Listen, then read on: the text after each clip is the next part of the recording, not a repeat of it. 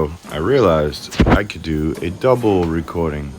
So I'm playing the YouTube video of me in my space. So what I was saying here was, if you notice, this space has these clouds in the sky that are moving. Back 2 years, 3 years ago, that was pretty complex. Nobody was doing that. What I did was I made a sphere inside of Blender, 3D software, doesn't matter. I mapped a alpha with clouds, like a image, a pNG image with clouds, and basically, so there was transparency, put them on the sphere, and then I slowly turned the sphere. When I brought this sphere into Spatial, I made it really big, and then now it looks like there's slowly moving clouds. So it was a looping GLB file, and it looped 360 degrees around in a circle. So the sphere went 365 around the circle, which really adds just a cool atmosphere.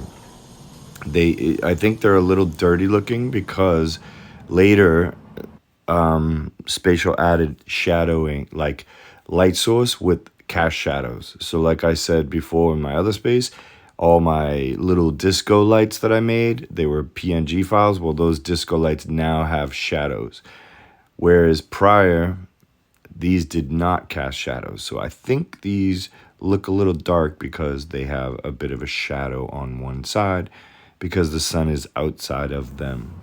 Possibly, I may be wrong.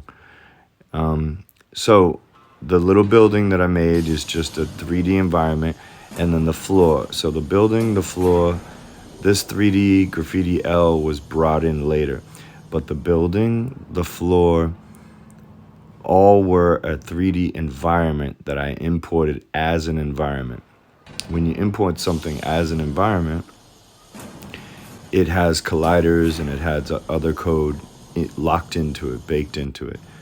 So she doesn't fall through the floor because that's a huge collider. I have to make a big invisible rectangle, cube. So as you see the bump maps, those are normal maps. You know, the purple rainbowy looking maps. I hope you know what normal maps are. Excuse me, I just ate.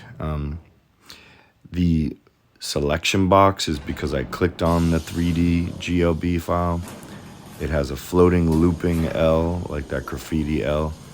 Anyway, see the red light on the side of the building? Oh, maybe right here I'm talking about my strobe light up high.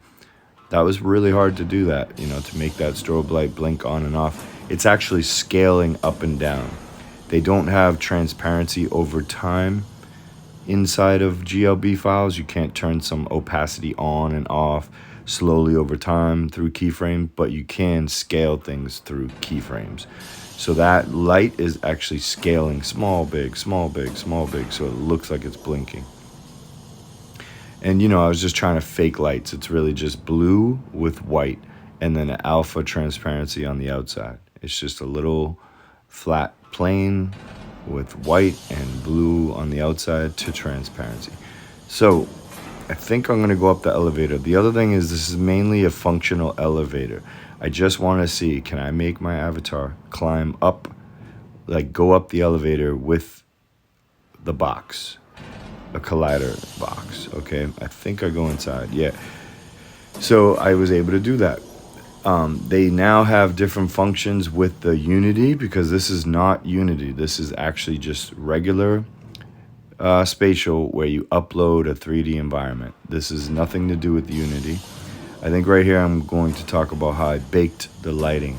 So you set up a red light bulb inside a Blender or a 3D software, and then all these textured objects are around it, these meshes. I could bake the red light that hits onto the mesh. Baking lighting is a whole nother subject. I don't know if you know about it, but it's an awesome way to show like light dynamics and all these kinds of like shadows and really cool stuff without them actually needing to be live, in a short way to explain it. So again, my little strobe lighty thing. Now this is a very small box. My voice is so monotone, you're probably falling asleep. Because I already know it's late in India, I bet. And you're probably like, sing a lullaby, relax.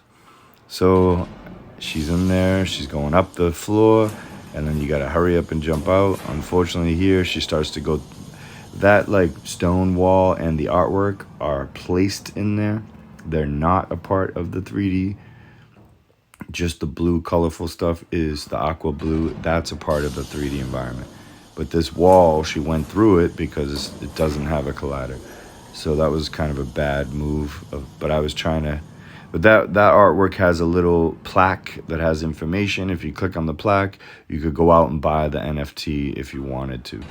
So it's kind of cool that there's live HTML links inside of Spatial so people could go out and find out other information or buy a product or whatever. There used to be a way to go out the roof, but I don't know. That elevator doesn't have a hole. Oh, this, I think I walked over to the chair. I don't know. It's taking a moment to load. I probably don't have my internet on. Nope. Oops, shit. Hopefully the recording will stay. Yeah, I made this little pillow chair, like a beanbag chair. She sits down. That was me practicing. This whole area is just a practice area. Nothing in here is like supposed to be super amazing. I would have built walls and I would have done more, but basically it's just a flat plane with a little building. So this is a little movie. You can import a movie. You can make it loop. So a visitor can come and play a movie and watch. Everyone can watch a movie together. You can import a screen share, so a very large, like I'm talking about huge movie theater screen. You could scale it up really big inside of the world. So here, you know, just looking at a movie that I made. Oh man, I hope I didn't. All right, we're still recording. So then I'm moving around. This is a 3D sculpture that I brought in. There's no colliders, so she walks through. There's also no real shadows. The shadows are kind of baked into this, but you see how it's very reflective. That's because there's also reflections baked in, or I think that not baked in, but I think the material settings are glossy, and yeah, it doesn't really match the environment that well. But here, when I click on it, it gets active because now I can scale it, move it around, blah, blah, blah. I have another environment where this 3D object is a part of the environment mesh, so she actually can climb up on top of it. Anything that comes in as an environment, I believe, is a collider automatically. I think that's actually the case. So, you know, and anything that's like a mesh you could stand on, walk on, blah, blah, blah. Okay, so here's some clouds. They're just PNG files on meshes, warped, 3 or 4 of them in a circle. So it kind of feels like you're walking through fog, but you could see that it's a mesh. Here is morphing. I forget what they call it in Maya. I don't know, man. But basically it's a mesh that has noise on it and it morphs between keyframes. A long time, you know. It unfortunately, Spatial does not reflect all the clouds. It doesn't. Over here, the white ball, I was trying to see if the glowing ball would actually reflect into the blue water, but it does not. So it doesn't see its environment. Then there's some portals, and then that's about it. That's like this space. My artwork's on the side of the walls. Just little transparent, you know, whatever. Images with transparency, and that's it. Like a little note. It's a test space. That's all. It's nothing fancy. Yeah, that's just a basic environment uploaded into Spatial, not using Unity. So you could make everything inside of a Unreal Engine and then just kind of upload it as a separate, you know, just a 3D mesh, but it won't have interactive components. It won't have, like with Unity, I could have like walk up to the building and then the door is open. That's like a animated component that's baked in and with code or whatever, published with the SDK from Unity into Spatial, right? because Spatial has a certain, like, I don't know how many components that comes. You download it, it's called a Spatial SDK. I don't even remember what SDK means, but I guess the association with each other, both softwares, and boom, like Spatial has a few different trigger events, particle SDK. They have all kinds of like components. Okay.